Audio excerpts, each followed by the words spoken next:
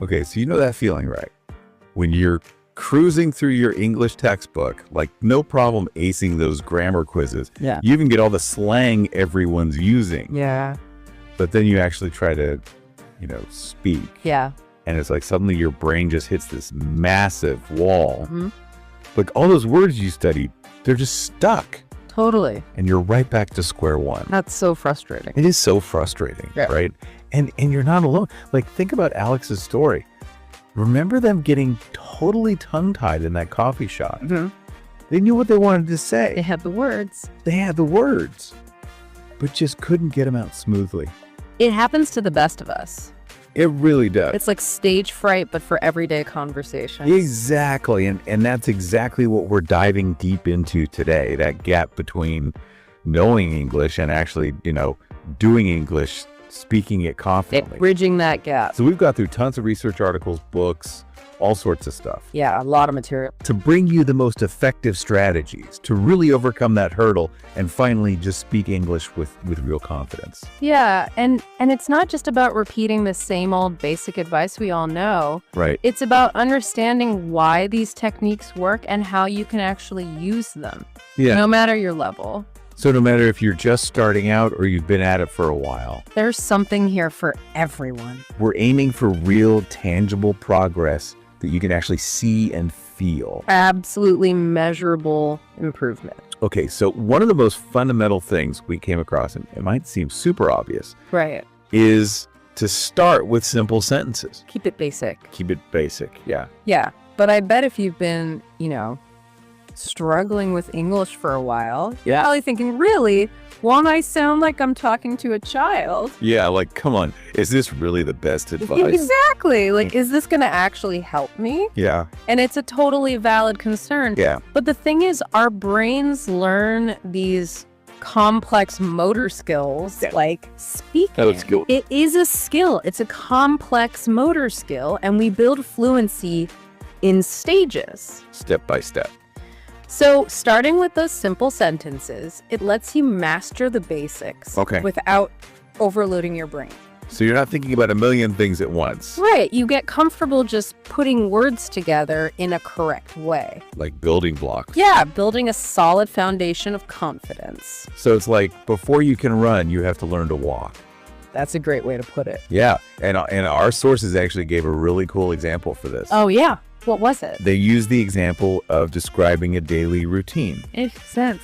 So you might start with super basic sentences like, I wake up at 7 a.m., I brush my teeth, I eat breakfast, I go to work. Straight to the point. Right. Like, it's not fancy or anything, but it gets the point across. It's clear and it's correct. Exactly. And from there, you gradually add more complexity as you get more comfortable. You build on that foundation. So you start connecting those simple sentences with conjunctions, like and, but, because, things like that.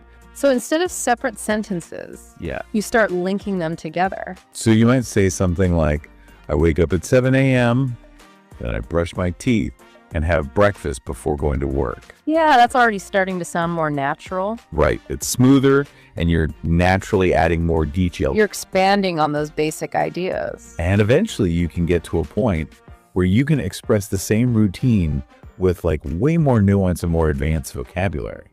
So it's not just about the grammar, it's also about the vocabulary growing together. Yeah, like you could say, every morning at 7 a.m., I wake up, freshen up, and enjoy a healthy breakfast before heading to work. Wow, that sounds really sophisticated. Right. But it's still the same basic information. It's just expressed more naturally. It flows better. So the point here isn't just to dumb down your English. Right. It's about giving your brain the space to master those core elements. It's about building up to that complexity. Which actually brings us to another really common challenge that a lot of learners face. What's that? That habit of translating everything in your head.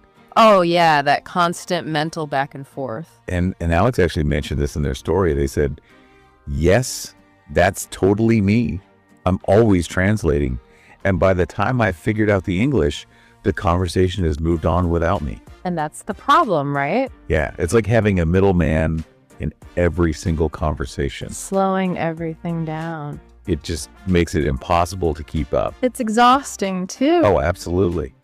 So how do we break free from this? How do we actually train our brains to stop translating and start thinking directly in English? That is the million-dollar question. And it's not an overnight fix. It's Right. more like training a muscle. Oh, interesting. You have to start small and be consistent. So what's a good starting point? Our research suggests starting with something really simple. Labeling things around you in English. Well, that's interesting. Yeah, just consciously name everyday objects and actions in your mind. So like if I'm looking at my phone, I'd think phone. Exactly. Or if you're walking, you might think, I am walking. Okay. It's about building that direct connection between the concept and the English word. Bypassing that translation step. Right. And you can do this all the time throughout your day. So like a constant narration in English. Kind of like you're narrating your own life. I like that. And then as you get more comfortable with single words, you can start stringing them together into simple sentences. So instead of translating, I am hungry because I skipped breakfast in your head, Yeah. you try to think, I feel hungry because I didn't have breakfast directly in English. So I'm not creating that separate sentence in my native language first. Exactly. You're going straight to English. And this might seem like a small change, It is subtle. but it can make a huge difference in how you think and speak in English. It rewires your brain over time. I'm curious to try it out. Okay, so we've talked about starting simple and thinking in English. But what about actually speaking? I mean, a lot of people feel like they don't have enough opportunities to actually practice speaking. Oh, that's a common one. Yeah, it's like, okay, I get the theory, but where do I find people to talk to? Especially if you're not living in an English-speaking country. Exactly. Yeah. So what do you do if you don't have a readily available conversation partner? Well, that's where the magic of solo practice comes in. Oh, so you can practice even if you're by yourself. Absolutely. And our research highlighted 3 really effective methods for this. Okay, now layers. And they're all super easy to incorporate into your daily life. Okay, perfect, because I need easy. Don't we all? So what's the first method? The first one is called the self-talk method. Self-talk. And it's exactly what it sounds like. You basically talk to yourself in English. So I'm walking down the street and just like, oh, look, a tree. Exactly. Or the sky is blue today. I'm going to the store to buy milk. Yeah, you just describe what you're doing, seeing, even thinking. So it's like a running commentary on my life. Exactly. And it might feel weird at first. Oh, for sure. But trust me, it's a great way to get comfortable forming sentences and using vocabulary without any pressure. Because no one's listening. Yeah, no one's judging you. So I can experiment and make mistakes freely. Exactly. And the more you do it, the more natural it becomes. Okay, I like that a lot. What about the second method? The second method is the mirror speaking method. Mirror speaking. This one adds a visual element to your practice. So I'm talking to my reflection. Yeah. You stand in front of a mirror and practice speaking as if you're talking to someone else. Okay. You can practice introducing yourself, talking about your hobbies, your day, anything really. So it's like, hi, I'm host and name. I love podcasting and learning new things. Perfect. And looking at yourself in the mirror helps you become more aware of your body language. Oh, that's a good point. Yeah, your facial expressions, how you present yourself when you speak English. Because those things are important too, right? Absolutely. They all contribute to effective communication. And it can be especially helpful if you're preparing for like a presentation or a job interview. Yeah, where you need to project confidence. Okay, I'm adding that to my list. And what's the third method? The third method is voice recording. Voice recording. Yeah. And this one can be a little awkward for some people. Oh, I can imagine. It involves recording yourself speaking and then listening back to it. Oh, I hate hearing my own voice. I know it can be cringy, but it's honestly one of the best ways to improve. Really? How so? Well, when you listen back to yourself, you can pick up on things you might not notice when you're just speaking. Like what? Like maybe you're saying a word wrong, or your pace is too fast or too slow. Or like all those ums and uhs. Exactly. We all have those little filler words. Yeah. And recording yourself helps you become aware of them so you can work on reducing them. So it's all about self-awareness and identifying areas for improvement. Precisely. And the more you do it, the less awkward it becomes. Out of these three methods, the self-talk one seems the easiest to actually do consistently. Yeah, you can do it anywhere, anytime. While I'm doing the dishes, while I'm walking to work. Exactly. It's like built-in practice. I like that. Okay, so we've talked about speaking practice, but our sources also emphasized the importance of listening for improving your speaking skills. Oh, that's a good point. Which might sound a bit counterintuitive. Yeah, like how does listening help you speak better? Right. But it actually makes a lot of sense when you think about it. Yeah, because when you actively listen to English, you're not just hearing words. Yeah, you're absorbing the rhythm, the intonation, the natural way sentences flow. You're getting a feel for the language. It's like immersing yourself in the music of English. I love that analogy. And it's not just about passively having English playing in the background. Right. It's about active listening, where you're really paying attention. Engaged listening. Exactly. And our sources recommend some specific resources for this, things like podcasts. Podcasts are great. Like the British Council podcast, which has tons of great episodes. Yeah, and audiobooks. Audiobooks are amazing. Interviews, TED Talks. Oh, TED Talks are great for that. And even English news channels. So there's a lot of options out there. Yeah, definitely a lot to choose from. But what about those times when you're listening and you don't understand every single word? Like, I know I get discouraged sometimes when that happens. Oh, I think we all do. So is it important to understand everything 100%? No, not necessarily, especially when you're starting out. Okay. The goal is to grasp the overall flow and rhythm of the language. So getting the main idea. Yeah, try to pick out keywords, understand the gist of what's being said. Even if you miss some details. Exactly, and pay attention to how words are stressed. Okay. How sentences are structured. You'll be surprised how much you can understand from context. And then, as your listening improves, you can start focusing on the finer details. Yeah, building up your comprehension gradually. Yeah, so it's a process. It's a journey. Okay, so we've got starting simple thinking and English speaking, practice active listening, all working together. And now let's talk about vocabulary. Another essential ingredient. Absolutely. And I think a lot of learners fall into the trap of just memorizing long lists of words. Yeah, those endless vocabulary lists. But our sources actually suggest a much more effective approach for speaking. What's that? Learning words within phrases and in context. Instead of just isolated words. Exactly. So why is this so important for speaking? Well, think of it like this. Learning isolated words is like collecting puzzle pieces without seeing the picture on the box. Oh, I like that. You might have a bunch of pieces, but no idea how they fit together. Exactly. You might know a lot of words, but you won't necessarily know how to use them correctly in sentences. Because you don't know how they interact with other words. That's the key. And learning words within phrases shows you how they function grammatically. So it's like seeing the puzzle pieces already connected. Right. You see which words they typically go with and how they're used in real conversations. So it gives you a blueprint for using them. And our sources gave some really good examples of this. Yeah, what were they? Well, instead of just memorizing the word confused, you'd learn a phrase like, I'm a bit confused. Can you explain that again?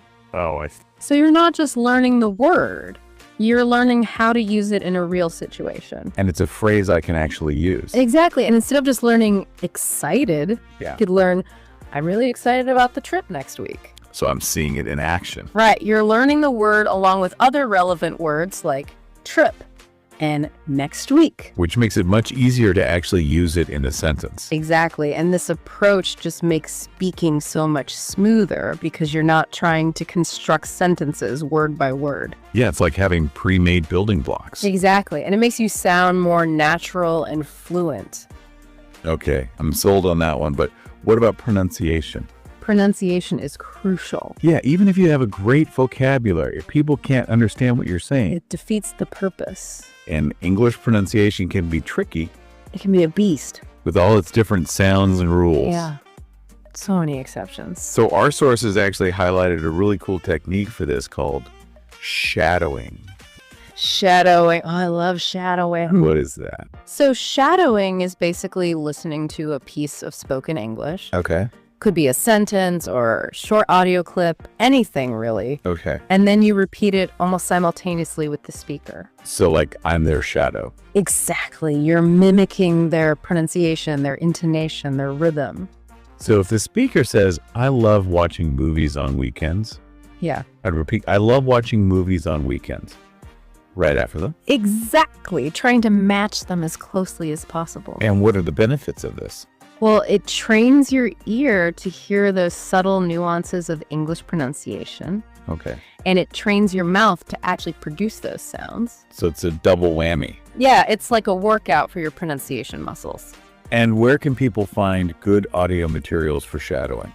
TED Talks are fantastic for this because they usually have clear audio and transcripts available. Oh, that's helpful. You can also use movies, English audiobooks, Okay. anything with clear pronunciation. And maybe start with shorter segments and then work your way up. Exactly. Don't overwhelm yourself. So we've covered a lot of ground today.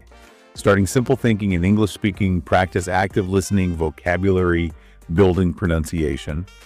And now I think it's time to talk about actually putting all this into practice in the real world. Yeah, getting out there and using your English. Exactly. And that means joining English-speaking communities. Finding people to talk to. But I know for a lot of people, this can be really scary. Oh, yeah, the fear of speaking in public.